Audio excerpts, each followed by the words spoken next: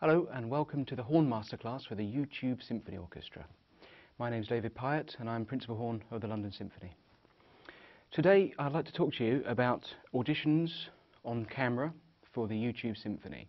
I'm going to start with a couple of basic points for you to think about. First of all, there's three things we tend to look for in an audition situation. There's accuracy of pitch and rhythm, absolutely vitally important. All the time thinking about the beat, all the time, never let that go. The second thing we're interested in is musicality.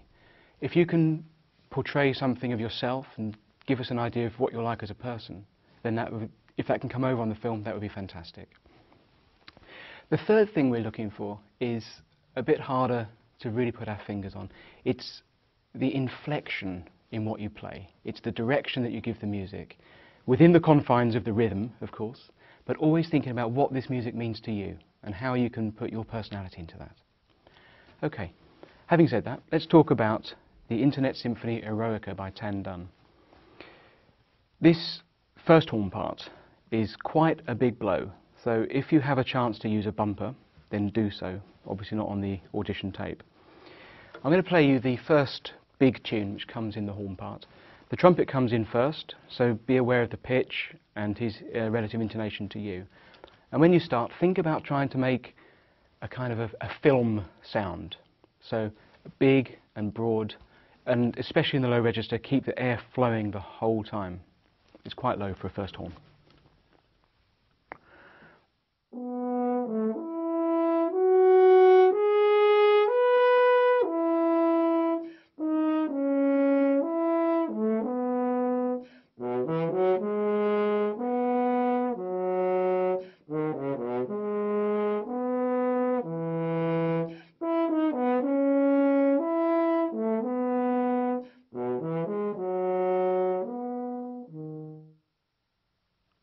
And allow the music to phrase off naturally towards the end.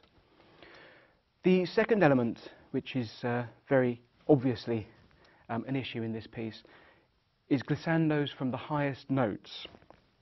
When we recorded it, we tried it two ways. We tried it actually starting on a B, which is in the home key of the piece, and we also tried it from the highest note. What I want people to try and do is to use as much diaphragm for this as possible. Don't just do it here because you'll end up bruising yourself and getting into a terrible state. So try and use the diaphragm to produce a loud glissando.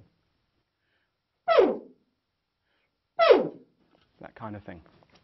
Not the most beautiful effect, but quite effective. The next section, which is worth talking about, starts in bar 93. And again, this is very low writing for a high horn player. But the other thing that's very important about it is the rhythm. Do make sure you've got that going on the whole time.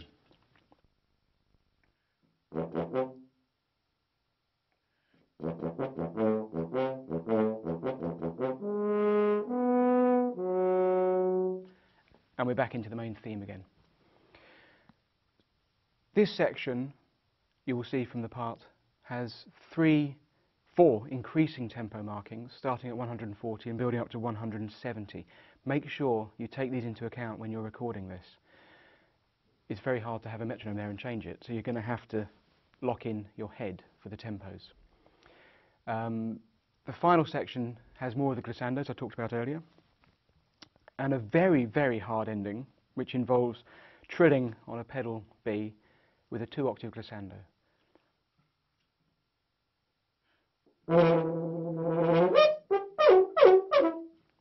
That kind of thing.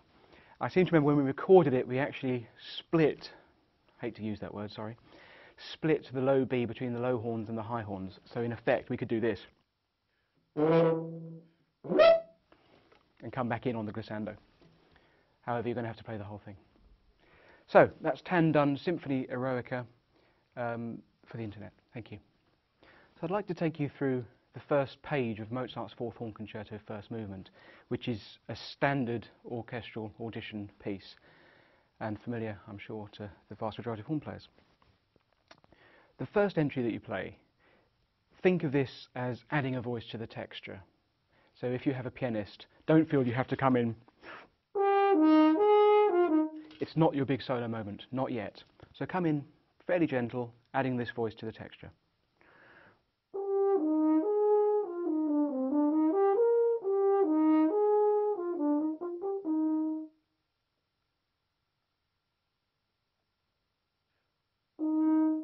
And the solo starts properly there. Make sure that you count these bars rests. When there's 2 or 3 or maybe even 4 bars, count them out. Because, as I said earlier, one of the things we're going to be looking for more than anything else is rhythm and accuracy in counting.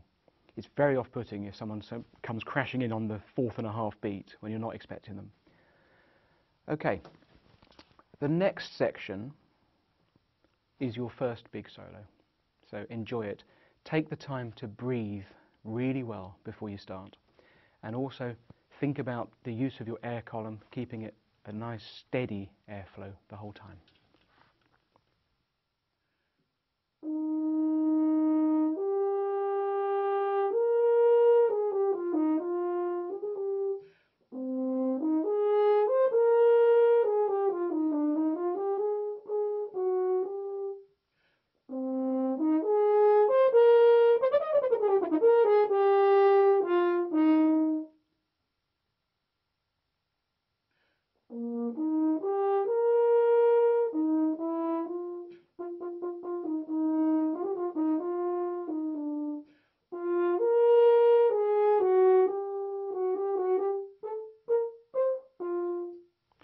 Now here, be very careful to resist the temptation to rush. Give yourself plenty of time for the semiquavers. It's not as fast as you think.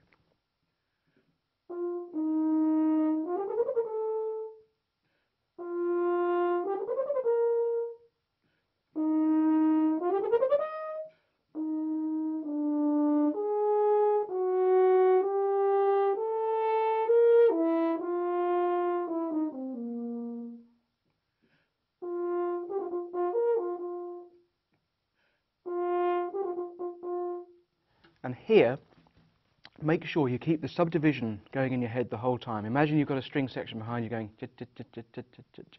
Because one of the hardest things to do is to play long notes in time.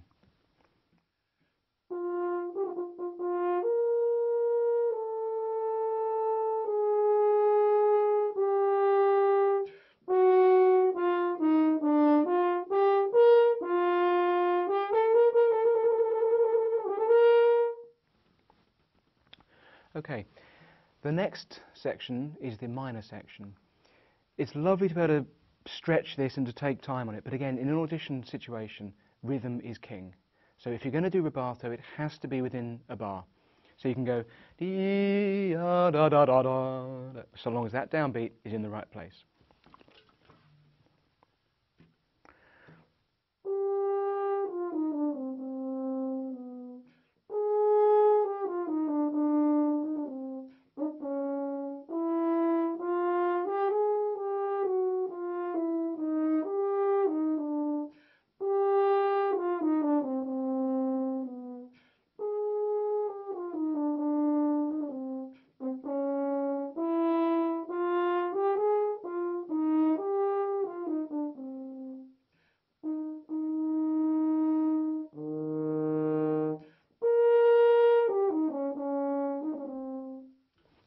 Now, the trills. The most normal problem that people have with these is actually trying to play them too fast. So you get this kind of relax. Almost think about semiquavers when you're playing these.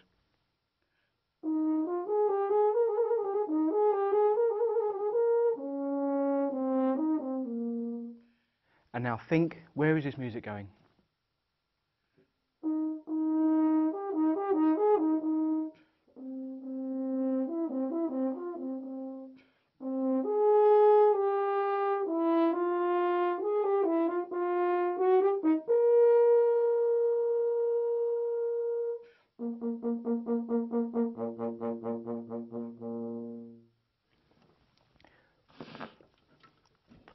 The final bit I'm going to play you is the introduction to the recapitulation.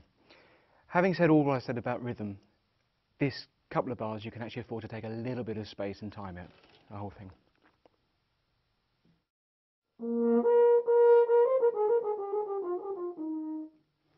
And you're back into the tune again.